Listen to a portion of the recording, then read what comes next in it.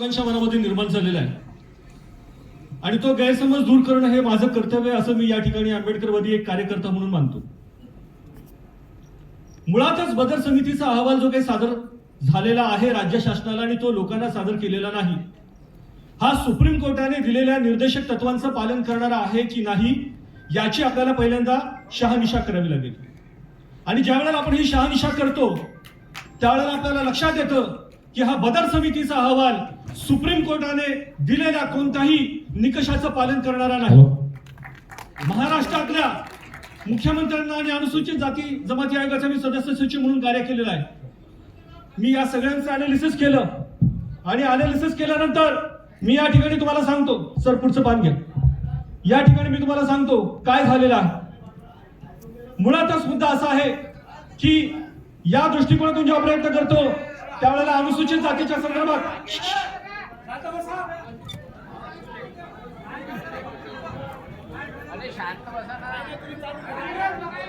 अनुसूचित जातीच्या संदर्भामध्ये जे काय खाली बसायचं आहे आपल्याला एकमेकाचा. आपण सगळे लोक आंबेडकरवादी आहोत.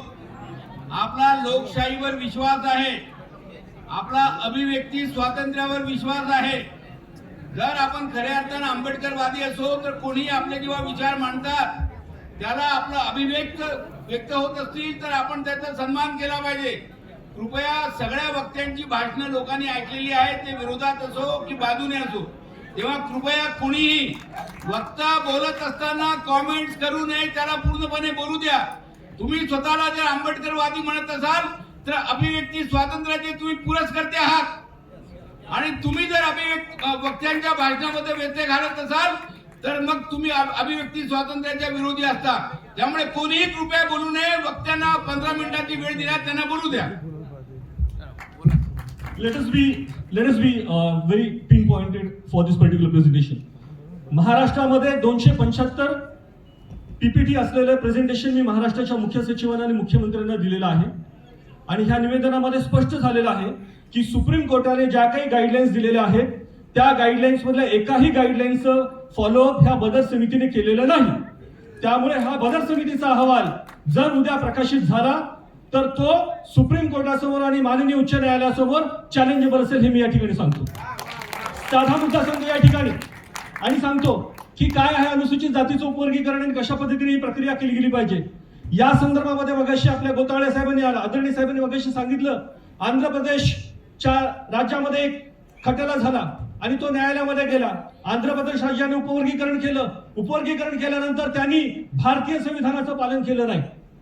भारताचं संविधान डॉक्टर बाबासाहेब आंबेडकर यांनी लिहिलेलं आहे. Article 338 is for the schedule caste, article 338B is for schedule tribe. या 338A मध्ये क्लॉज नंबर 9 काय ते तुम्हाला सांगतो. Clause number 9, I will just read it before you. The issue of subclassification within the scheduled caste is a matter of directly concerning the constitutional protections, reservation, representation, social justice and statutory safeguards available to the scheduled caste under the Constitution of India under the Article 338(9). Next. याचा अर्थ असा होतो की अनुसूचित जातीच्या संदर्भात जर कोणताही निर्णय राज्याला घ्यायचा असेल, कोणताही निर्णय जर केंद्र शासनाला घ्यायचा असेल तर त्यांना राष्ट्रीय अनुसूचित जाती आयोगाशी कन्सल्ट करावा लागतो. हा सगळ्यात महत्त्वाचा मुद्दा आपण सगळ्यांनी विसरत चाललेलो आहोत. बदर समितीने माझ्या माहितीप्रमाणे अनुसूचित जाती आयोग जो राष्ट्रीय अनुसूचित जाती आहे त्याला कुठल्याही पद्धतीचं कन्सल्टेशन केलेलं नाही हे स्पष्टपणे विदित होतं. कारण नॅशनल कमिशन ऑफ शेड्यूल कास्टची वेबसाईट आणि वेबसाईटवरती अशा कोणत्याही पद्धतीचा डाटा त्या ठिकाणी अवेलेबल नाहीये. हा महत्त्वाचा मुद्दा आपल्याला लक्षात घेणं गरजेचं आहे. पुढच्या मुद्द्यावरती जाऊया. हे हायलाइट केलेलं वाचा तुम्ही. The union and every state government shall consult the national commission with respect of all major policy matters affecting to the schedule caste. काय म्हणतं हे आर्टिकल 338(9). हे केवळ बाबासाहेब आंबेडकर म्हणून सांगत नाही. आर्टिकल 338(9) जेव्हा आपण समजतो त्यावेळेला मी सांगितलेला मुद्दा महत्त्वाचा आहे. स्टेट गव्हर्नमेंट असो किंवा युनियन गव्हर्नमेंट असो, they have to mandatorily consult the matter of the schedule caste as a major policy decision which is about the scheduled caste. Therefore reclassification, then internal reservation and subclassification necessarily requires to the prior consultation with the National Commission of Scheduled Caste. With such consultation is constitutionally mandatory. म्हणजे या देशामध्ये जर बदर समितीला त्यांचा अहवाल सादर करायचा असेल तर त्यांना हे अनिवार्य आहे. I repeat and say again, mandatory. हे अनिवार्य आहे की त्यांनी त्या संदर्भामध्ये कोणाशी चर्चा केली पाहिजे. राष्ट्रीय अनुसूचित जाती आयोग काय सेक्शन आहे 338(9). नेक्स्ट. आता काय केस आहे हे समजून घ्या. ही केस आहे बी, ही Narayan versus government of Andhra Pradesh and others. ही जी केस आहे याच्यामध्ये काय म्हटलंय, in the said case the state attempted to undertake the sub classification of the schedule caste without consulting the National Commission of Scheduled Caste. Honorable Andhra Pradesh High Court categorically held that sub-classification of scheduled caste constitutes a major policy affecting the scheduled caste. म्हणजे या नारायण विरुद्ध government of Andhra प्रदेश ह्या केसमध्ये त्यांनी असं सांगितले माननीय सर्वोच्च न्यायालयाने की ही जी अनुसूचित जातीच्या उपवर्गीकरणाची प्रक्रिया आहे ही आरक्षणावरती मोठा प्रचंड आघात करणारी प्रक्रिया आहे आणि त्यामुळे त्यांनी असं सांगितलेलं आहे की the honourable advocate one minute तुम्ही बोलत असताना मी बोललो नाही ना.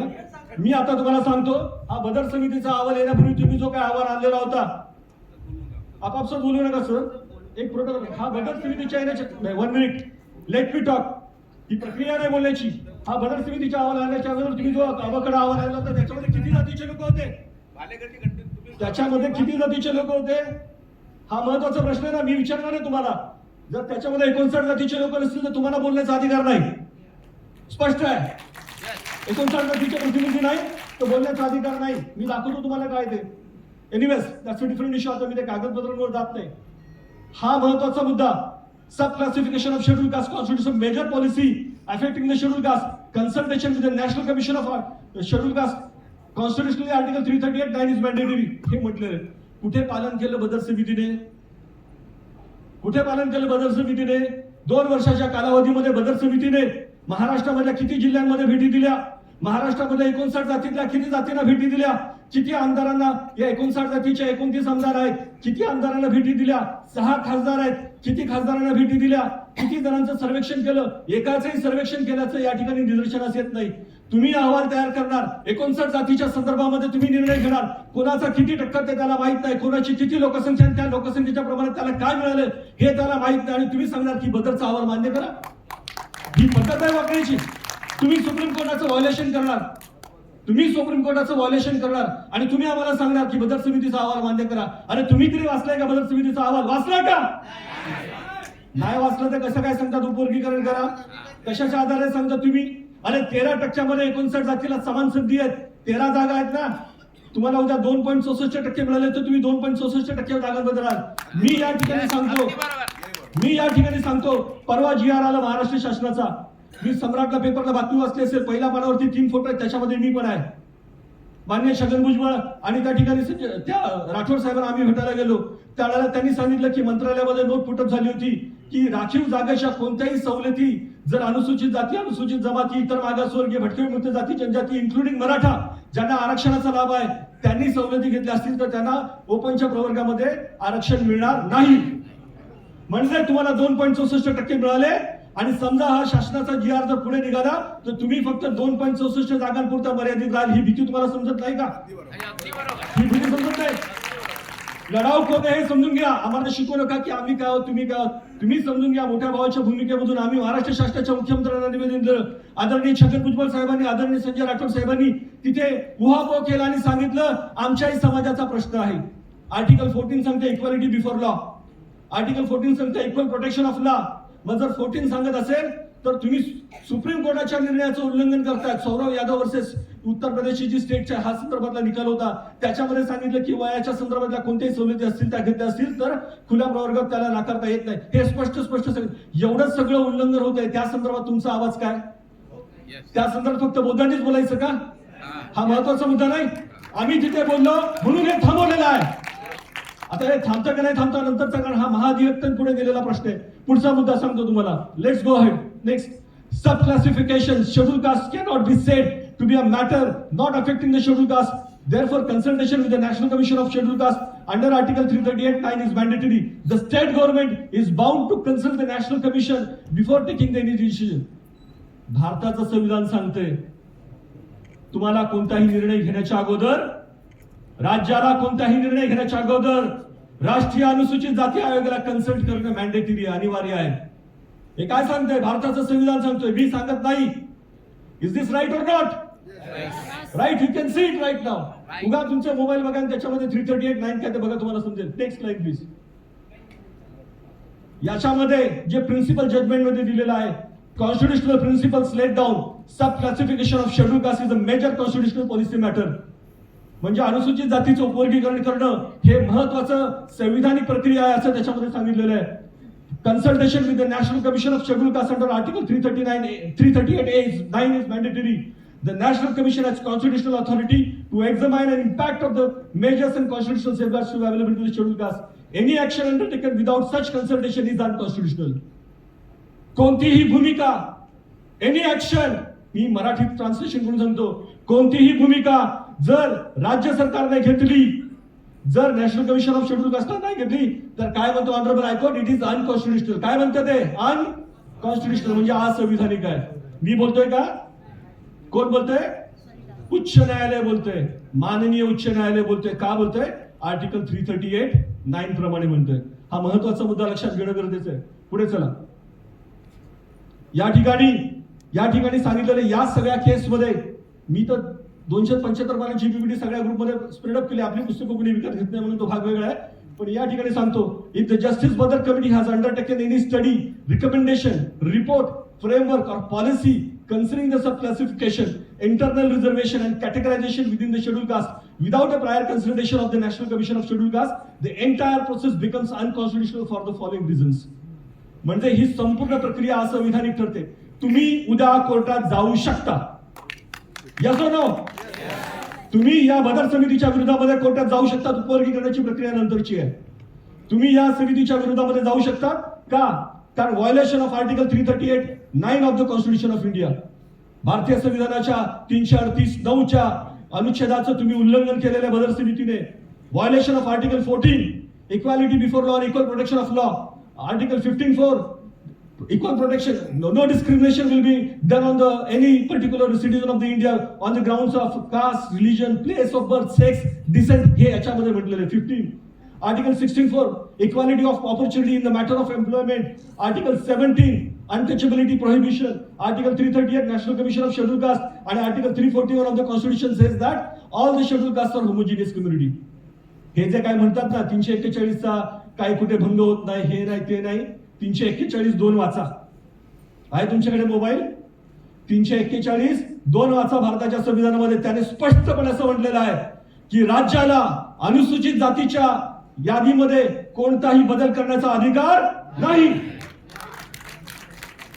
जर 341(2) प्रमाणे राज्याला कोणत्याही पद्धतीचा अधिकार नाही तर मग तो आपल्याला देखील नाही, या राज्याला देखील नाही, राज्याच्या मुख्यमंत्र्याला नाही, राज्याच्या सामाजिक न्याय मंत्र्यांना नाही, राज्याच्या राज्यपालांना देखील नाही. त्यामुळे एक लक्षात घ्या की 341(2) चा भंग होतो आहे, हे लक्षात घेणं गरजेचं आहे. सुप्रीम कोर्टाचा निर्णय हा विरोधामध्ये बसत राहा. हा जो निर्णय आहे हा चुकीचा आहे. Violation of mandatory constitutional procedure, arbitrary, ultra vires exercise of power, या सगळ्या गोष्टी ज्या आहेत त्या आपल्याला मान्य कराव्या लागतील. Next line please. Next line please. आणि महत्वाचा मुद्दा आहे संवाद घडून आणा. एकमेकांशी विचार करून घ्या. जे असंविधानिक आहे त्याला असंविधानिक म्हणलं तर ते स्वीकारायची पण मनाची तयारी ठेवा. हे लक्षात घ्या. हा महत्वाचा मुद्दा. A conjoint reading regarding the article 338 and 341 Constitution makes it abundantly clear that the scheduled castes are constitutionally protected classes and any exercise affecting the constitutional rights, classification, internal distribution necessarily requires the constitutional participation of National Commission of Scheduled Castes. हा फक्त एकच मुद्दा मी सांगितलेला आहे. थोडक्यात आता दुसऱ्या PPT कडे जाऊया आणि तुम्हाला सांगतो. मला एकच मिनिट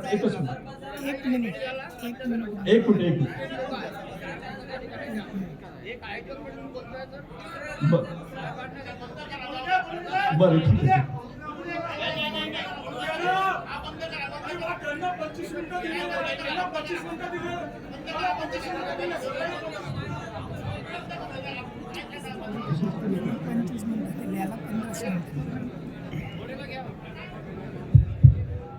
बरं मी नाही, मला निर्देश दिलेले आहेत, आपण त्यांचे आदेश मानणं गरजेचं आहे. आदरणीय साहेबांचे आदेश मी मानतो. धन्यवाद. राजेश गोडेजी आहेत, त्यांना या ठिकाणी बोलू द्या, कारण आपला 4 वाजता हा हॉल संपवायचा आहे. प्रत्येकानं आपण 10 ते 15 मिनिटं संधी दिलेली आहे, तेवढ्या वेळेमध्ये त्यांनी आपला मुद्दा मांडायचा आहे. इथे वादविवाद किंवा वक्तृत्व स्पर्धा नाही, ही वक्तृत्व स्पर्धा नाही आहे. इथे तुम्हाला जो मिळाला आहे तेवढाच आपले मुद्दे तेवढ्यात मांडायचे आहेत आणि लोकांसाठी जागा मोकळी करायची आहे. त्यामुळे मी राजेश घोडे यांना विनंती करतो की त्यांनी अगदी या ठिकाणी 12 ते 15 मिनिटांमध्ये आपलं मनोगत या ठिकाणी व्यक्त करावं.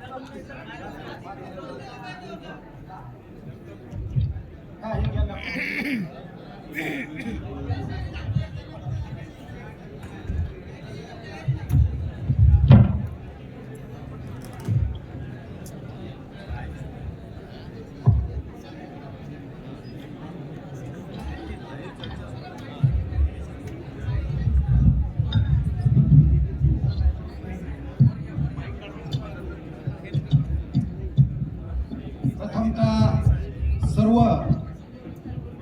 महापुरुषांच्या विचारांना विनम्र असं अभिवादन.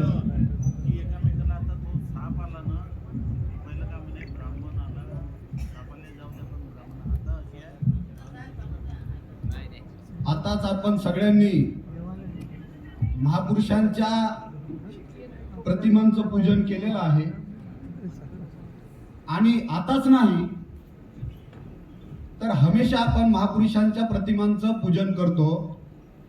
त्यामुळे जमलेल्या सर्व मान्यवरांना माझे हात जोडून कळकळीची विनंती आहे की महापुरुषांच्या प्रतिमांचं पूजन करा, परंतु महापुरुषांच्या विचारांचं दफन मात्र करू नका, एवढीच आपल्याकडून माफक अपेक्षा.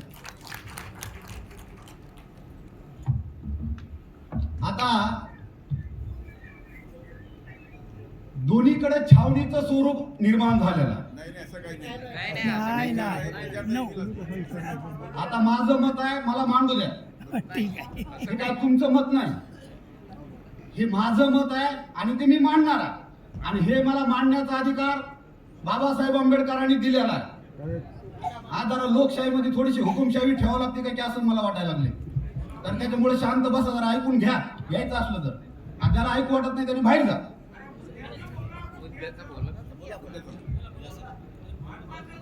हा महत्वाचं बोलण्यासाठी आलो मी. थोडं शांत राहा, ऐकून घ्या जरा. मित्रांनो, विषय आहे संवेदनशील विषय आहे आणि या संवेदनशील विषयामध्ये मांडणी करत असताना कुणाला तरी वाईट वाटणार आहे, कुणाला तरी बरं वाटणार आहे, अशी ही परिस्थिती आहे. परंतु आपण बाबासाहेबांचे लेकरं म्हणून, अण्णाभाऊंचे लेकरं म्हणून आपल्याला काही गोष्टींचा विचार करावा लागणार. म्हणून जाता जाता मला इथं तुम्हाला एक सांगितलं पाहिजे, आपल्याला काय करायचंय. मनूच्या मुळावर घाव घालायला, मनूच्या मुळावर घाव घालायला भीम सांगे मजला अण्णाभाऊ म्हणे. की मनूच्या मुळावर घाव घालायला भीम सांगे मजला अण्णाभाऊ म्हणे. या मनुवादाच्या मुळावरती घाव घालायचा आहे असं बाबासाहेब म्हणतायत. आणि हा घाव घालायसाठी अण्णाभाऊ म्हणतायत की हे बाबासाहेबांनी मला सांगितलं. बघा कसला वाद आहे, कशासाठी वाद आहे. हे वाद झाला नाही पाहिजे म्हणून असं माझ्यासारख्या चळवळीमध्ये काम करणाऱ्या माणसाची एक अपेक्षा आहे. दुसरी गोष्ट मित्रांनो,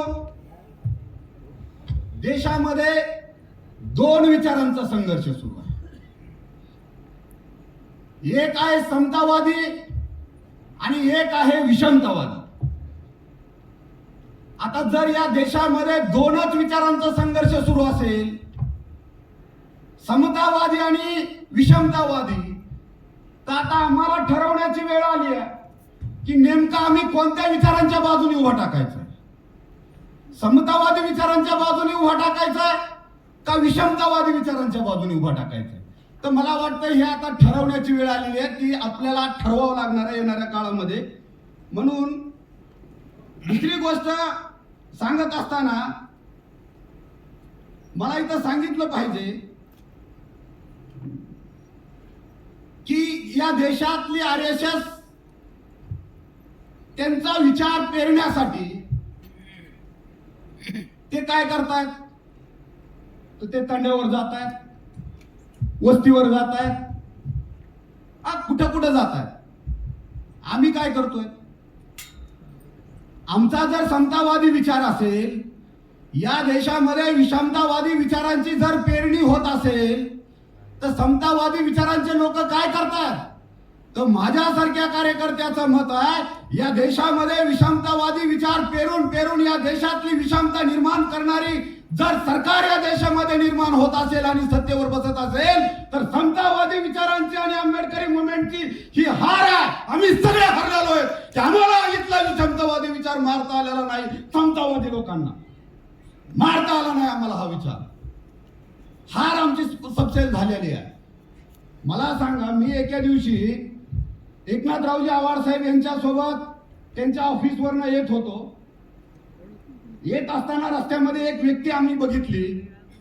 त्या व्यक्तीच्या गळ्यामध्ये झोळी होती. तो रस्त्यावरती उभा होता. आमची गाडी पुढे गेली आणि गाडी पुढे गेल्याच्या नंतर आव्हाड साहेब म्हणाले, ड्रायव्हरला म्हणले, अरे सर उभा टाकलेत का उभा टाकलेत, म्हणले जर गाडी माघारी घे. गाडी माघारी घेतली. सरांना म्हणले सर बसा गाडीत. सरांना गाडीत बसवलं. आम्ही गेलो. सरांना गाडीत विचारलं आव्हाड साहेबांनी की म्हणले सर तुम्ही रात्री 10 वाजता इकडे कुठे? काय नाही म्हणले आव्हाड साहेब, मी इथं आमची संघाची शाखा घेण्यासाठी म्हणले मी ह्या तांड्यावरती गेलो.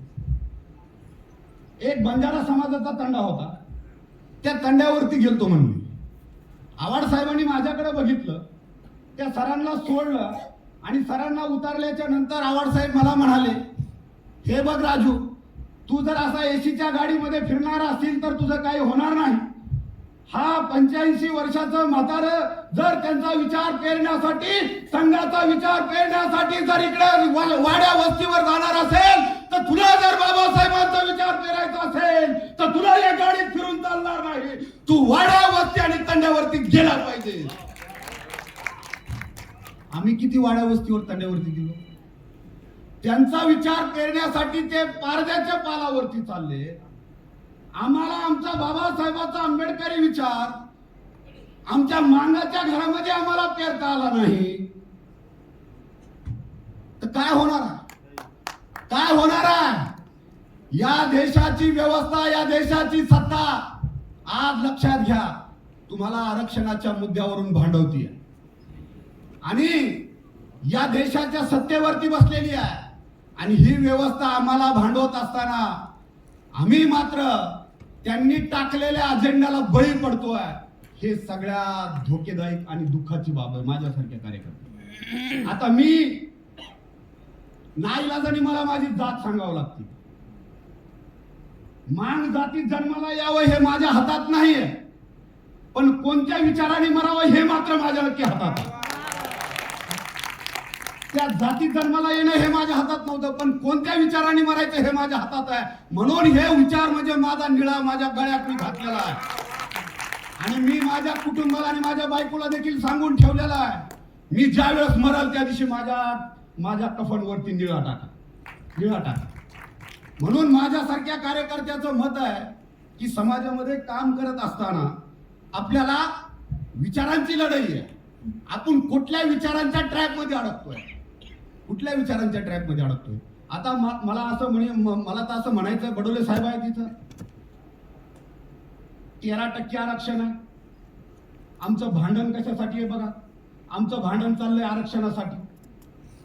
बरं आता ते किती मिळेल आणि काय मिळेल ही एक खूप मोठा गहन विषय. बरं, जे लोक सत्तेवर बसून तुम्हाला आरक्षण देण्यासाठी तिथं बसलेले आहेत, मातांग समाजाला उपवर्गी करून देण्यासाठी बसलेले आहेत आणि बाकीच्या लोकांना समजा बौद्ध समाजाला नाही म्हणून देण्यासाठी तिथं बसलेली आहे. मग माझ्यासारख्या कार्यकर्त्याचं मत आहे, अरे त्या खुर्चीवर तुम्ही कधी जाऊन बसणार आहात? तुम्हाला तिथे कधी जाऊन बसायचं, द्यायचं कुणाला, नाही द्यायचं कुणाला, करायचं काय नाही करायचं काय, देशात मनवाद आणायचा आहे, परशुराम आणायचा आहे, गोळवलकर आणायचा आहे का कोण आणायचंय, यासाठी तुम्ही त्या सत्तेवरती कधी जाऊन बसणार? तिथे कधी जाणार आहे? करा इथं भांडणं दोघांमध्ये, करा मारामाऱ्या, द्या शिवाय एकमेकाला. काय पद्धत आहे? हा कुठे चाललोय? म्हणजे आमच्या सवलती, शेड्यूल कास्ट मधल्या सवलती याचं वर्गीकरण होऊ नये म्हणून आम्ही भांडतोय. आणि बाबासाहेबांच्या विचाराचं वर्गीकरण मागासहित इतर जातीसाठी, इतर जातीमध्ये जाण्यासाठी, याच्यासाठी आमच्याकडे काय प्लॅन आहे? आम्हाला ज्या आरक्षणामधून ज्या सवलती मिळणार आहेत ना, या सवलती मिळू नये म्हणून त्या वर्गीकरणाला आमचं भांडण आहे आमचं. पण बाबासाहेबांच्या विचाराचं वर्गीकरण सुद्धा इतर जातीमध्ये घालण्यासाठी आमच्याकडे काय अजेंडा आहे, आमचा काय प्लॅन आहे, तो सुद्धा आमच्याकडे असला पाहिजे का नको? तो प्लॅन, तर तो प्लॅन देखील आम्ही केला पाहिजे. दुसरी गोष्ट, 13% आरक्षण आहे महाराष्ट्रामध्ये. 13% 288 जागा आहेत विधानसभेच्या. तुमच्या हेशाला किती आल्या? मग का आल्या? 13% होत्यात किती? जरा मला सांगा. मी जरा रोडवर काम करणारा कार्यकर्ता चळवळीमध्ये. 13% होतात किती? मी जातीचं सांगतच नाही, आता मागाचं सांगत नाही, महाराचं सांगत नाही. 13% जर आरक्षण आम्हाला असेल या महाराष्ट्रामध्ये, आणि जर आम्हाला 29 जागा, आम्हाला 288चा 13% करा, त्याच्या जागा होत्यात किती? आमच्या जागा कमी झाल्या का झाल्या? याचं काय कारण आहे? याचं कारण कोण शोधणार आहे? याचं देखील कारण आम्हाला शोधावं लागेल की आम्हाला आमच्या खासदारकीच्या जागा का कमी झाल्या, आमच्या आमदारकीच्या जागा का कमी झाल्या, याच्यावरती विचार कधी होणार? याच्यावरती देखील विचार झाला पाहिजे. म्हणून माझ्यासारख्या कार्यकर्त्याची बौद्ध समाजाला हात जोडून कळकळीची विनंती की मातांग समाजाला वाटतंय ना आम्ही मागं राहिलो, आम्हाला आरक्षणाची गरज आहे, तर माझं मत आहे स्पष्ट, बौद्ध समाजाने मोठ्या मनाने त्याला पाठिंबा दिला पाहिजे. जर येणाऱ्या काळामध्ये जर बाबासाहेबांची आंबेडकरी चळवळ या देशामध्ये, महाराष्ट्रामध्ये टिकवायची असेल, या देशामध्ये बाबासाहेबांच्या विचारांचं राज्य जर आणायचं असेल, या महाराष्ट्रामध्ये बाबासाहेबांच्या विचारांची सत्ता आपल्याला जर बसवायची असेल, तर तुमच्या सोबत असणारा मातांग समाजाला सोबत घेतल्याशिवाय महाराष्ट्रात दुसरा कुठलाच पर्याय उरलेला नाही. असं माझ्यासारख्या कार्यकर्त्याचं ठाम मत. राजकारणात जर जायचं असेल तर, आणि नुसतं तुम्हाला आरक्षणासाठी त्या खालच्या जागेसाठी पुलचुट याच्यासाठी जर भांडायचं असेल तर भांडत बसा. जर तुम्हाला या देशात सत्तेवर बसायचं असेल आणि तिथं जाऊन जर ठरवायचं बनायचं असेल, तर तुम्हाला एकमेकाला सोबत राहावं लागेल. आणि दुसरी गोष्ट मला सांगायची आहे, आता खेड्यामध्ये आमचे मातांग समाजाचे लोक काय म्हणतात, ज्या वेळेस मराठा मोर्चा आंदोलन निघाले मराठ्यांनी ओबीसी मध्ये मागणी केली, आम्हाला आरक्षण ओबीसीतून मिळालं पाहिजे, त्यावेळेस म्हणले सगळ्या महाराजच्या पुढाऱ्यांनी पाठिंबा दिला. तिथं संविधानाला धोका नव्हता का? तिथं कसं काय पाठिंबा दिला? तिथं नव्हता धोका संविधानाला. पाणी पाजलं, स्टॉल लावले. मग मला काय म्हणायचं, हे सर्वसामान्य माणसांचे प्रश्न आहेत, खेड्यातल्या गावातल्या. हा विचार तुम्हाला आणि आम्हाला करावा लागेल. हे जर प्रश्न निर्माण होत असतील, इथल्या मनुवादी व्यवस्थेला तुम्हाला सांगतो, इथल्या महागा महाराणा दोघांना एकमेकात भांडवायचं, लढवायचं षडयंत्र. आणि बौद्ध समाज हा सुशिक्षित समाज आहे.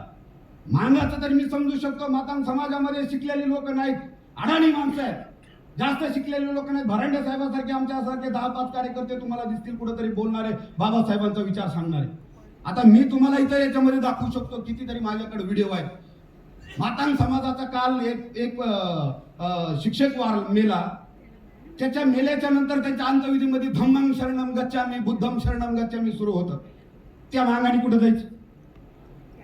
त्यांनी कुठे जायचं? एका मागाच्या, आता मी परवा 1-2-4 दिवसापूर्वी गृहप्रवेशाला गेलो, त्याच्या गृहप्रवेश हा भंतेजीच्या हाताने झाला. त्या मागाने कुठे जायचं? त्यांनी कुठे जायचं?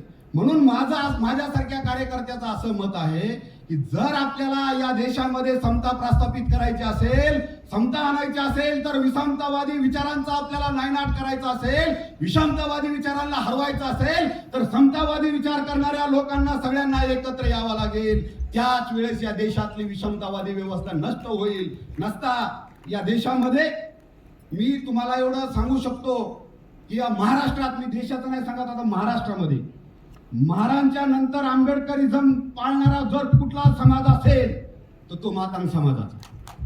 तो मातंग समाजाचं हे आपल्याला मान्य करावं लागेल. मग मला सांगा, आता जी सोशल मीडियामध्ये शिव्या दिल्या चालल्यात एकमेकांना, बाबासाहेबांना गद्दार झाले मांग, हरामखोर मांग, अजून काय काय शिव्या दिल्या चालल्यात लय म्हटलं. अरे मग ह्याचा सगळ्या 340 कलमाच्या लोकांनी सगळ्यांनी फायदा घेतला नाही या जातीतल्या सगळ्याच लोकांनी बाबासाहेबांचा. ते किती बाबासाहेबांच्या विचारावर चालतात, त्यांचं काय, त्यांच्याबद्दल का कोणी बोलत नाही. मांगाने तरी बाबासाहेब घेतला ना कसा का असा ना, त्यांना सांगितलं त्यांच्या कार्यकर्त्यांनी, त्यांनी बाबासाहेबांना घेतलाय आणि चाललेत ते सोबत. आणि सोबत चालणाऱ्या माणसाला जर तुम्ही लाच घालून किक घालून जर त्यांना बाहेर करणार असताल, माझ्यासारख्या कार्यकर्त्याचं मत आहे मातांग आणि बौद्ध ही मैत्रीच्या शेवटच्या घटका मोजती. महार आणि मांगामधली मैत्री जी आहे का, हे शेवटचे श्वास घेऊ लागलेले आहेत. या श्वासाला तोडणारे पापी, पापी फेपी ते आपण मी मानत नाही काय दिसतो, पण त्याला तोडणारे तसे तुम्ही बनू नका बाबांनो. ही माझी महाराष्ट्रातल्या सगळ्या मांगा आणि महारांना हात जोडून कळकळीची विनंती. शेवटच्या घटका मोजायला लागले ही दोघांची मैत्री आता, ही एक तर तू कायमची तुटणार आहे. आणि माझ्यासारखे कार्यकर्ते आंबेडकरवादी मातंग समाजामध्ये, माझ्यासारख्या कार्यकर्त्याला मनोवादाच्या वळचणीला जायचं नाही, परंतु त्यांना मनोवादाच्या वळचणीला नेऊन बसवल्या चाललंय. सगळ्या मागायला शिवाय देऊ, कुठली पद्धत, काय चाललंय? खालच्या पातळीच्या एकमेकांना शिव्या. यामुळं काय होणार आहे? यामुळं ज्या लोकांनी अजेंडा टाकलाय त्यांचा अजेंडा सक्सेस होतोय. यामुळं त्यांना जे हवंय ते त्यांचा पूर्ण होत आहे. म्हणून माझ्यासारख्या कार्यकर्त्याचं एकच मत आहे, या लाईव्हच्या माध्यमातून सुद्धा मातंग समाजाला माझं आव्हान असेल की बाबांनो, तुम्हाला शिव्या दिल्या जातील, तुम्हाला टॉर्चर केल्या जाईल, तुम्हाला छळल्या जाईल, तुम्हाला बाबासाहेबांच्या चळवळीतून बाहेर काढण्याचं कटकारस्थान केलं जाईल, परंतु काही झालं तरी बाबासाहेब आंबेडकरांना बैमान आपल्याला व्हायचं नाही. ही चळवळ मांगाने आता त्यांच्या खांद्यावरती घ्यावी आणि मांग इतर समाजामध्ये बाबासाहेब प्रखरतेने सांगावा. आणि मांग इतर समाज जो कोणी बाबासाहेबांच्या चळवळीपासून बाहेर राहिलेला आहे त्या समाजाला सोबत घेण्याचं काम करावं. उगाच उठायचं आम्ही मारवाड्यात उठायचं आणि सकाळची एकमेकाला जय भीम घालायचं, महाराणीच महाराला जय भीम घालायचं. अरे बाबासाहेबांचा जय भीम हा पारद्याच्या पालावर गेला पाहिजे. बाबासाहेबांचा जय भीम इथल्या धनगराला कळाला पाहिजे. बाबासाहेबांचा जय भीम इथल्या महाराष्ट्रातल्या वंचित सगळ्या जातीला कळाला पाहिजे, असं माझ्यासारख्या कार्यकर्त्याचं मत आहे. आणि हा सांगण्याचा मला अधिकार याच्यासाठी आहे की मी 10वी मध्ये असताना सादोळा नावाचं माझं गाव आहे, त्या गावामध्ये मार पळून गेले आणि मांग पळून गेले, पण हे मांगाचा एकटा वाघ माझ्यासारखा तिथं उभा टाकला आणि बाबासाहेबांची जयंती साजरी करणारा मी 10वीला असताना आधी. या जयंतीमध्ये एकनाथरावजी आव्हाड साहेबांनी आणि बाबूरावजी पोटभरेने आम्हाला साथ दिली आणि ते आमच्या पाठीशी उभा टाकले. अजून आमचं दुसरं एक मांगाचा बंडू घोडे नावाचा होता, राधाबाई सुरोशी नावाची एक महिला होती, दुसरा आमचा भारत सिरसट नावाचा एक माणूस होता. कोण राहिलं उभा? सगळे पळून गेले. त्यामुळं बाबासाहेबांची चळवळ ही कुठल्या जातीमध्ये अडकणारी चळवळ नाही. ही चळवळ व्यापक झाली पाहिजे, ही चळवळ सार्वत्रिक झाली पाहिजे, ही जातीच्या बाहेर गेली पाहिजे, जातीय संवेदना मारून टाकल्या पाहिजे, जातीच्या आपल्या सगळ्या प्रत्येकाने आपल्या जातीच्या संवेदना मारल्या पाहिजे. अरे ज्या जातीने आमच्यावर अन्याय केला त्या जातीच्या संवेदना आम्हाला का पाहिजे? अरे जातीमुळे बाबासाहेब आंबेडकरांना शाळेच्या बाहेर बसवलं. अरे जातीमुळे बाबासाहेब आंबेडकरांना या देशात पाणी पिऊ दिलं नाही. अरे जातीमुळे अण्णाभाऊ साठेंना शिकायचं असून शिकू दिलं नाही. अरे जातीमुळे माझ्या माय मावल्यावरती बलात्कार झाले. अरे जातीमुळे मांगाच्या पोराला विहिरीला पाणी लागत नाही म्हणून मांगाच्या पोराचा बळी नरबळी दिला. अरे जातीमुळे मांगाचा गडीमध्ये नरबळी दिला. अशा पद्धतीची ही व्यवस्था ही जातीय व्यवस्था आहे. या जातीनं आमचं शोषण केलेलं आहे. म्हणून ह्या जाती जाळून टाका. माणूस म्हणून, आंबेडकरी विचारांचा कार्यकर्ता म्हणून, बाबासाहेबांच्या चळवळीचा कार्यकर्ता म्हणून आणि या देशामध्ये दलितांचं राज आणायचं म्हणून अशा पद्धतीची मांडणी तुम्हाला आणि आम्हाला करावा लागणार आहे. या निमित्ताने एवढंच बोलतो आणि माझं लांबत चाललेलं भाषण थांबवतो. जय भीम.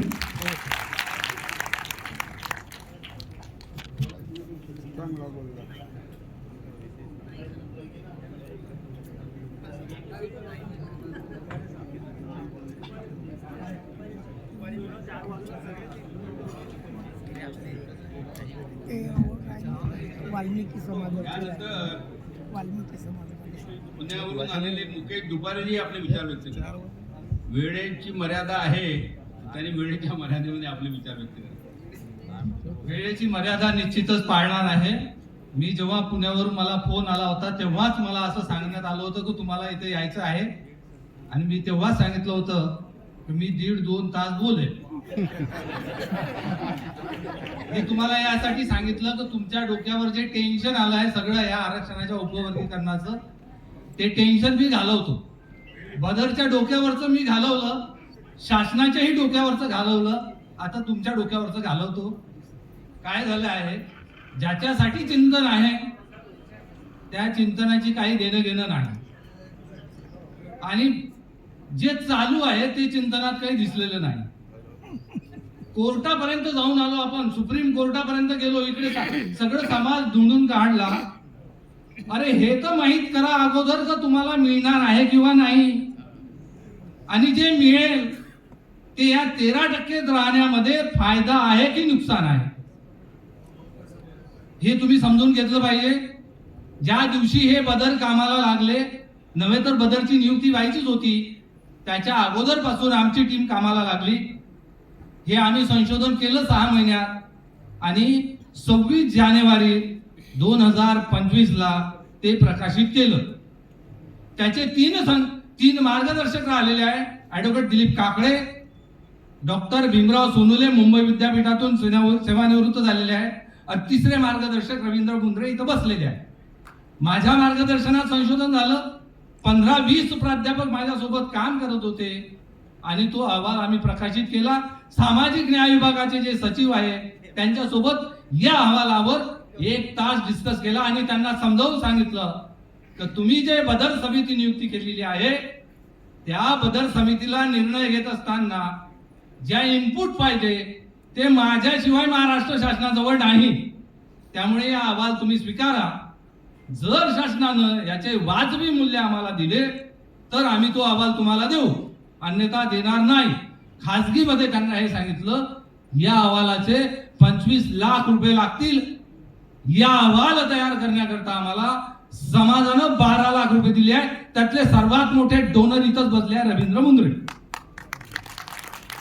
मित्र हो, हे समजून घ्या, प्रचंड मागणी आहे, उपवर्गीकरण झालं पाहिजे, आणि मोठ्या प्रमाणात मागणी आहे, उपवर्गीकरण नाही झालं पाहिजे. संख्या जाणून घ्या तुमची किती आहे. मातंग समाजाची मागणी आहे, याचं बीज बार्टीमध्ये रुजलं. वारेंनी तो अहवाल लिहिला, 2023 मध्ये तो अहवाल लिहिला. 32 पानाचा तो अहवाल आहे, सगळ्या व्हॉट्सअपवर फिरत होता. मला तेव्हाच लोकांनी सांगितलं, अरे याच्यावर तुम्ही एक टिप्पण लिहा आणि काय चुकलं ते सांगा. मी सांगितलं मी ह्या फालतू गोष्टीवर आता लक्ष देणार नाही, परंतु आता मात्र या 8 दिवसाच्या अगोदर त्या अहवालाची चिरफाड केली. वारेच्या अहवालाची, 32 पानाच्या अहवालाची. ज्याच्यापाशी मोबाईल मध्ये असेल तो घरी जाऊन वाचा. जे उपवर्गीकरणाची मागणी करतात त्यांनी वाचा, उपवर्गीकरणाच्या विरोधात असेल त्यांनी वाचा. त्याची कंप्लेंट केली मी, 5 पानाची कंप्लेंट आहे. मुख्यमंत्री, मुख्य सचिव आणि सामाजिक न्याय विभागाचे मंत्री आणि सामाजिक न्याय विभागाचे सचिव यांना ती कंप्लेंट केली की याला सस्पेंड करा आणि याला घालवा. काय आहे त्या अहवालात? प्रत्यक्ष डेटा चुकवला. 1961 पासून तर 2011 पर्यंतचा जो लोकसंख्येचा डेटा आहे तो डेटा चुकून ठेवला. त्याच्यामध्ये जे विविध प्रकारचे जे रेफरन्सेस वापरले आहे ते रेफरन्सेसच नाही दिले. ते प्लॅगरिझम झालं. तो अहवाल चोरला, त्यांनी चोरीचं लिहिलं. हे माझं ऑब्जेक्शन आहे. त्याची आणि माझी भेट लावा, मग आपण पुढे जाऊ. या अहवाल इथं शिजला. तोच काम सुप्रीम कोर्टाचा जो निर्णय आला त्या निर्णयामध्ये मित्र हो, 1 ऑगस्ट 2024 अण्णाभाऊ साठेंची जयंती आणि तो शासनाचा म्हणजे सुप्रीम कोर्टाचा निर्णय आला. योगायोग का होईना, परंतु प्रस्थापित समाज व्यवस्थेने एक संदेश दिला. आता तो तुम्हाला समजते किंवा नाही आणि तो काय आहे ते तुम्ही पहा. या सगळी इथं जे चर्चा झाली याचा तोंड फोडतो. हे जे खांडूक झालाय मोठं त्याला अपेक्स म्हणतात, जो केस तोड झालाय त्याचं पस काढण्याचं काम मी करतो आणि ते तुम्हाला मुक्त करतो सगळ्या दुःखातून. तो जसाही अहवाल, जसाही रिपोर्ट सुप्रीम कोर्टाचा आला, अण्णाभाऊंची जयंती, बाबासाहेबांवर अण्णाभाऊ भार, हा त्याचा संदेश आहे. आम्हाला वाटत होतं की महाराष्ट्रामध्ये ते 14 एप्रिलला त्याचा रिपोर्ट येईल. पहिल्यांदा 3 महिने दिले बदरला, 3 महिन्यात काम झालं नाही. 6 महिन्यात आम्ही काम केलं. पुन्हा 8 महिन्याची मुदत दिली, 8 महिन्यात बदरनं काम केलं नाही. पुन्हा 6 महिन्याची मुदत दिली, 17 महिने लागले. 17 महिने. एकाला तरी असं वाटलं काय का ह्या बदर आपल्या इथं आला पाहिजे? कारण तुमचे माझे दुःख काय आहे हे बदरला माहीत नाही. माझं जर उपवर्गीकरण करत असाल तर माझा विचार जाणून घ्या. कारण काय करणार तुम्ही? 13% आरक्षण आणि 59 जाती त्याचे तुकडेच करावं लागणार. आणि मग तुकडे केले तर ते जातीचे तुकडे होणार. जातीचे तुकडे केले तर पहिला नियम, कोणीही करा, ह्या देशातला नाही देशाच्या बाहेरचा घेऊन या तुकडे करायला. काय असेल? कशाच्या भरोशावर कराल? मी शासनाला पण विचारतो, कशाच्या भरोशावर कराल? पहिला प्रॉब्लेम आहे लोकसंख्येच्या भरोशावर. जिसकी जितनी संख्या भारी, हे काही फायनल नाही आहे, पण लोकसंख्येच्या भरोशावरच करावं लागणार आहे. जिसकी जितनी संख्या भारी. उपवर्गीकरण पाहिजे आहे ना, मान्य आहे, एक मिनिटासाठी मान्य करा. संख्या जर तेवढी भारी आहे तर तेवढी हिस्सेदारी आली. मग आता तुमची लोकसंख्या किती? महारांची लोकसंख्या. धर्मांतरित बौद्ध याच्यात मिक्स होऊ नका. धर्मांतरित बौद्ध हा वेगळा प्राणी आहे, तो जातीचा नाही. जातीमध्ये त्याला गणलंच नाही. त्याची 65 लाख लोकसंख्या आहे महाराष्ट्रामध्ये. सारे आकडे घेऊन आलो आहे मी, आता बोलायचीच गरज नाही. 80 लाख लोकसंख्या महारांची, 24 लाख लोकसंख्या मांगांची, 14 लाख लोकसंख्या चांभारांची. म्हणजे भांबी लिहिलाय तिथं, पहिलं अक्षर भांबी आहे सेन्सस मधलं, भांबीची. म्हणजे 14 लाख लोकसंख्या. आणि उर्वरित ज्या 56 जाती आहे त्याची 13 लाख लोकसंख्या भरते. मग आता आरक्षण वाटलं हे 13%, शासन वाटणार किंवा नाही मी याची गॅरंटी देत नाही, परंतु मी वाटून दाखवतो. ते आरक्षण कमी जास्त आहे, फ्लक्च्युएशन आहे, पण व्यवहारिक बसवत असताना 7.5% महार जातीला आरक्षण येते, 2.5% मांग जातीला आरक्षण येते, चांभार जातीला 1.5% येते, आणि ज्या 56 जाती राहिलेल्या आहेत त्याला 1.5% येते. काय हे उपवर्गीकरण झालं? याला न्यायिक उपवर्गीकरण म्हणू शकता तुम्ही. न्यायिक, तुमची जेवढी संख्या आहे तुम्हाला दिलं. आता विचार करा, 13%चं ग्राउंड फुटबॉल खेळू शकतो, क्रिकेट खेळू शकतो, आणि जर 2.5% मिळालं तर तुम्हाला काहीच नाही खेळता येणार. उभं राहण्याची परमिशन राहणार किंवा नाही. त्या 56 जातीचं काय, ज्याचा कॅन्डिडेटच उभा राहू शकत नाही. दुसरा पर्याय, लगेच दुसरा पर्याय शासनाला सुचवला आम्ही. कोणता? विकासाचा. विकासाच्या भरोशावर करा. जर शासन जर शह द्यायचा आहे तुम्हाला तर विकासाच्या भरोशावर करा.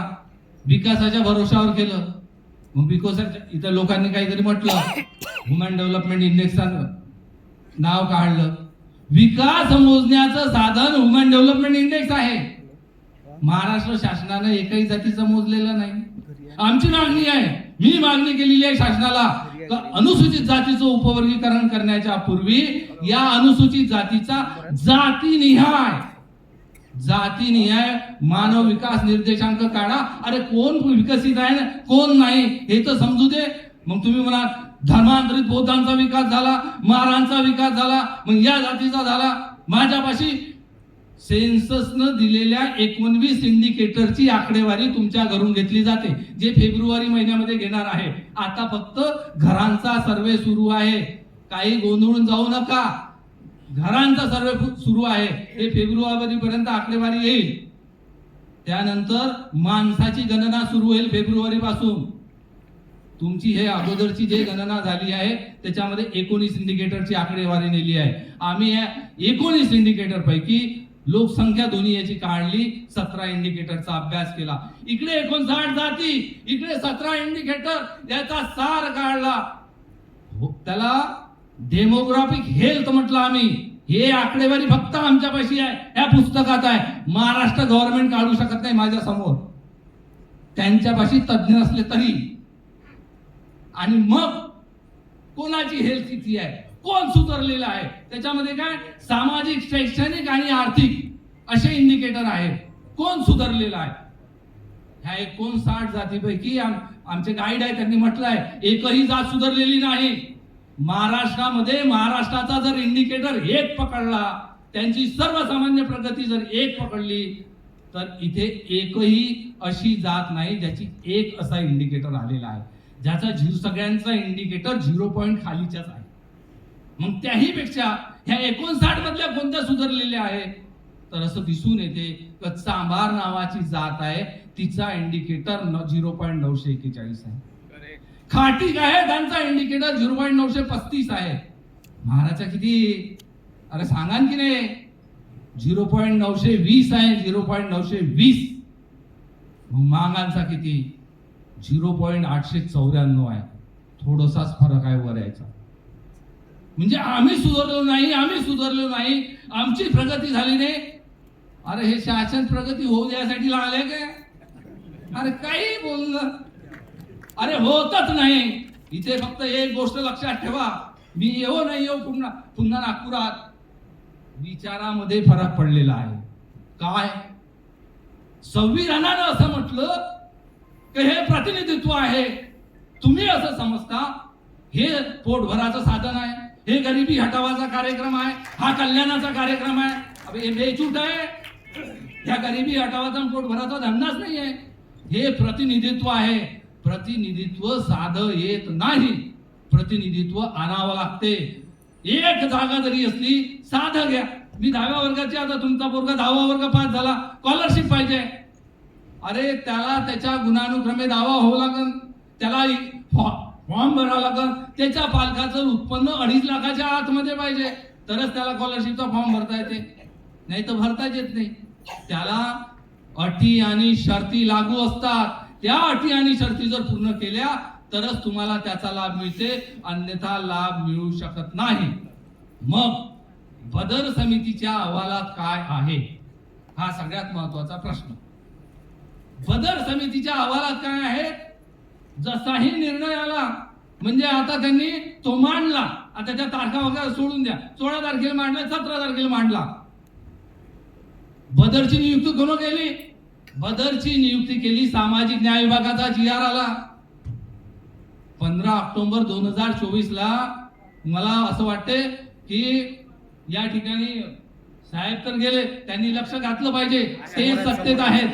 यस, त्यांनी लक्ष घातलं पाहिजे. बदरची नियुक्ती केली सामाजिक न्याय विभागानं. बदरनं अहवाल कुणाला दिला पाहिजे, सामाजिक न्याय विभागाला दिला पाहिजे. त्यांच्या सचिवाकडे जमा करा, त्यांच्या मंत्र्याकडे जमा करा. त्यांनी मुख्यमंत्र्याकडे जमा केला. 16-17 तारखेला त्यांना अहवाल दिला, 1 एप्रिलला त्यांनी मंत्रिमंडळात मांडला. काय झालं असेल तोपर्यंत, रिकाम्या जागा भरल्या काय, रिकाम्या जागा भरल्या काय, की ज्या भरलेल्या जागा होत्या त्या पुसून काढल्या. आम्हाला त्याचंही उत्तर लागेल. उपवर्गीकरण करा आणि होणारच, हे याच्यासाठी नाही आहे तुम्हाला. अरे जोपर्यंत तुम्ही भांडत नाही तोपर्यंत शासन जिंकत नाही, हे लक्षात घ्या. म्हणून उपवर्गीकरण येणारच आहे. तुम्ही असं म्हणा आणि तसं म्हणा, मांग जातीने चिंताच करू नका, का उपवर्गीकरणाच्या या लोकांच्या नादी लागू नका, महारांना लागू द्या. उपवर्गीकरण तोडण्यासाठी ते सक्षम आहे. तुम्हाला तुमचा वाटा मिळणार आहे. तुम्ही इकडे एवढ्या मोठ्या डिस्कस मध्ये हे येऊन आणि उपवर्गीकरणाचा विरोध आहे, शासन तुमच्या पाठीशी आहे. हा, अरे शासन तुमच्या पाठीशी आहे.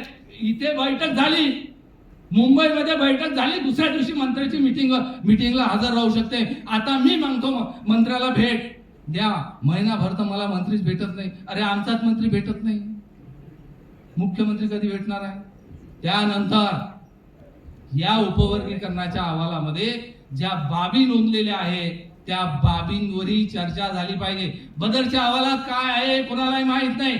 नंतर जसाही तो अहवाल मुख्यमंत्र्यांनी सांगितला, लगेच त्यावर 15 दिवसात 10 तारखेला आता साहेबांनी पण ते सांगितलं 10 तारखेला पत्रक निघालं आणि 15 तारखेपर्यंत हरकती व सूचना मागवल्या.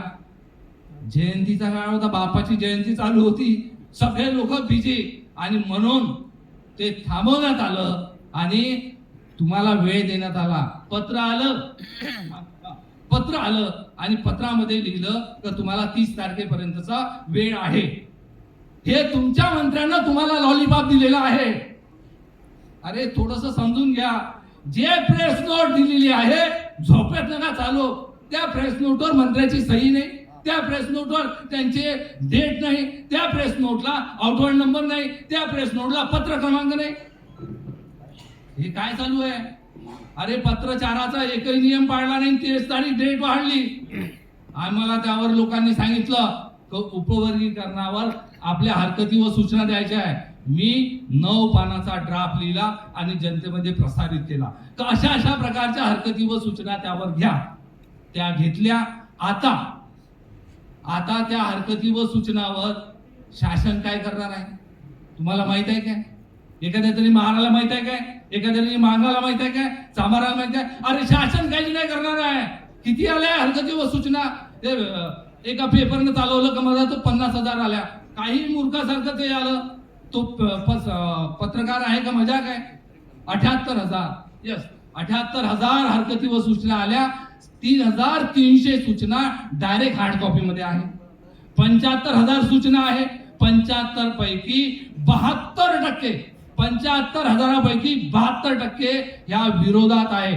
21,000 सूचना फक्त फेवर मध्ये आहेत आणि 3,300 सूचना कोऱ्या आहे, ब्लँक आहे, त्याच्यावर काहीच नाही लिहिलं आहे. ही अशी परिस्थिती आहे. काय करणार? 2 मिनिटात कन्क्लूड करतो. काय करणार बदरनं काय सांगितलंय? बदरनं जे सांगितलंय, मी जो मॉडेल मांडलेला आहे त्याचं सुधारित स्वरूप बदल करणार आहे. उपवर्गीकरणाचे 2च प्रकार होणार आहेत. एकाचं नेतृत्व मांग करणार आहे आणि दुसऱ्याचं नेतृत्व चांभार करणार आहे. महारांना नो वेअर करण्यात आलाय. Know where. काय होणार? काय करणार? यामध्ये 2च तुकडे उपवर्गीकरणाचे होणार आणि 2च तुकड्यावर हे उपवर्गीकरण थांबणार. जातीमध्ये जर उपवर्गीकरण झालं तर हे लक्षात ठेवा. शेवटचं सांगतो, ही वैधानिक समिती आहे, ती संविधानिक नाही. आणि जर संविधानिक आरक्षणाचं उपवर्गीकरण झालं तर हे आरक्षण वैधानिक होईल. आज ते संविधानिक आहे. सर्व राज्यांना एकदा वैधानिक उपवर्गीकरण केलं तर घटनेमधून हे आरक्षण हद्दपार होणार आहे. ह्या त्याची पहिली पायरी आहे. मित्र हो, याला जर समजून घ्यायचं असेल तर ते पुस्तक आहे. पुस्तक जे लोक आहे, मी काही इथून प्रमोट करत नाही की ते पुस्तक विकत घ्या. जे लोक कार्यकर्ते आहेत त्यांनी मात्र ते वाचा. लोकांनी विकत नाही घेतलं तरी चालेल. पुस्तक विकणे हा आमचा धंदा नाही, परंतु ते उपवर्गीकरणाचं पुस्तक कार्यकर्त्यांनी वाचा. ज्याच्यावर जबाबदारी आहे ते समाजामध्ये ते पेरण्याचं. त्यामुळे उपवर्गीकरणाच्या माग लागणे हे चूक आहे आणि ते संविधानावर अटॅक करते. हे शेवटी सांगतो आणि थांबतो. त्यानंतर आता शेवटचे वक्ते आहेत, त्यानंतर अध्यक्ष भाषण होईल. वाल्मिकी समाजाचे नेते आणि विचारवंत, वाल्मिकी समाजाची या उपवर्गीकरणा संबंधीची काय भूमिका आहे ते अगदी 5 मिनिटात या ठिकाणी मांडणार आहेत आणि त्यानंतर अध्यक्ष भाषणानंतर हा कार्यक्रम कन्क्लूड होतो. किशोर बिर्लाजी. त्यांच्यावर कोण अन्याय केला बाबा?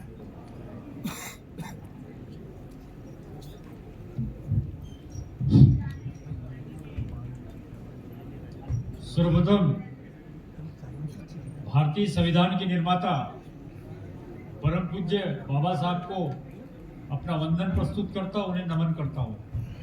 भारत के सामाजिक क्षेत्रों में जिन जिन महान विभूतियों ने अपने जीवन को अर्पण किया, यों अपने प्राणों की आहुति दी, उन सभी महावीरों को मैं वंदन करता हूँ.